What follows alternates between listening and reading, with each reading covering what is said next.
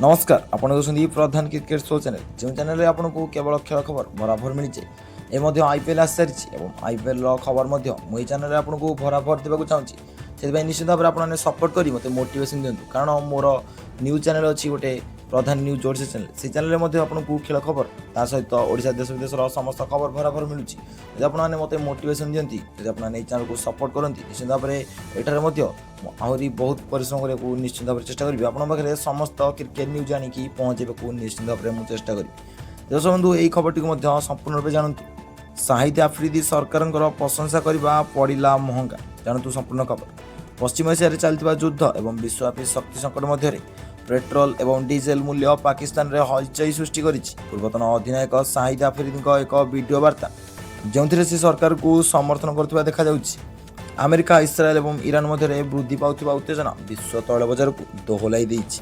पाकिस्तान सरकार इंधन मूल्य रे एक बड़ वृद्धि घोषणा करछन्ति।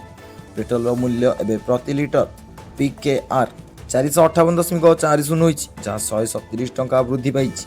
एहि समय डीजेल मूल्य 184 टंका वृद्धि पाई प्रति लिटर चकच 520 होइछि। अर्थमंत्री अली परवेज मलिक घोषणा करछन्ति जे अंतर्जातीय बजार में उत्थान प्रवाह जोगु एही नूतन मूल्य शुक्रवार 3 एप्रिल 2026 ठारू कार्यकारी होइछि।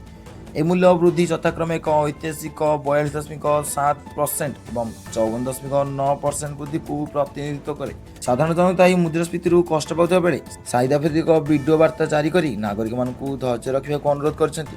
आफ्रिदी कहते युद्ध जो विश्व शक्ति संकट में सम्मुखीन होउछि किंतु अल्हम्दुलिल्लाह पाकिस्तान एबे भी अनेक देश तुलना में भल स्थिति अच्छी।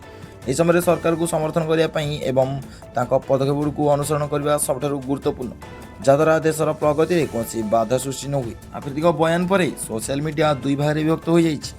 केतक या देशप्रेम और केतक एकतार वार्ता बोली कहते अन्य निर्लज बोली समालोचना कर से साधारण लोक दुख बुझा परिवर्ते सरकार पक्ष ने समालोचक मैंने जुक्ति देउछन्ति जे 458 पेट्रोल मूल्य साधारण लोक पिठी चापी देउछि एवं एही निष्पत्ति को समर्थन करने भूल। तो दर्शक बंधु आम देखा अन्य खबर सहित से समय रोज नमस्कार जय जगन्नाथ जय हिंद।